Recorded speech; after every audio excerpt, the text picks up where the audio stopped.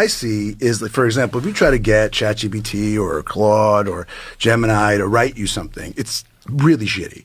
And it's shitty because by its nature, it goes to the mean, to the average.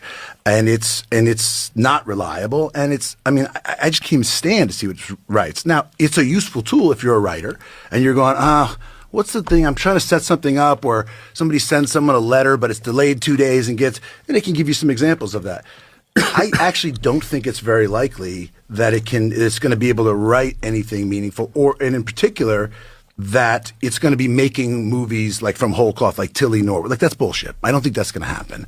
I think it's not. I think it turns out the technology is not progressing in exactly the same way they sort of presented it. And really, what it is going to be a tool. Just like sort of visual effects, and yeah, it needs to have language around it. You need to protect your name and likeness. You can do that. You can watermark it.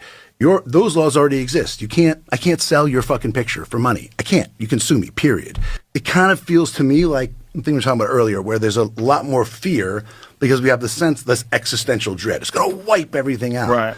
But that actually runs counter, in my view, to what history seems to show, which is adoption is slow, it's incremental.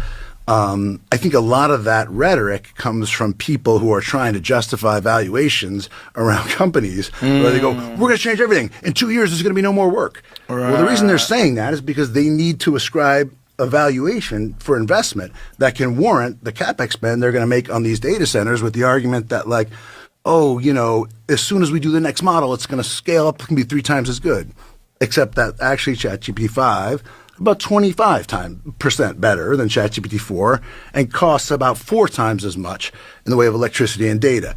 So when they say that's like plateauing, the early AI, the line went up very steeply, and it's now sort of leveling off. I think it's because, and yes, it'll get better, but it's going to be really expensive to get better. And a lot of people were like, fuck this, we want ChatGPT 4, because it turned out like the vast majority of people who use AI are using it to as companion bots to chat with at night. And so there's no work, there's no productivity, there's no value to it. I would argue there's also not a lot of social value to getting people to focus on an AI friend who's, telling you that you're great and listening to everything you say and being sycophantic. But that's sort of a side issue. I think for this particular purpose, the way I see the technology and what it's good at and what it's not, it's going to be good at filling in all the places that are expensive and burdensome and they make it harder to do it. And it's always going to rely fundamentally on the human artistic aspects of it.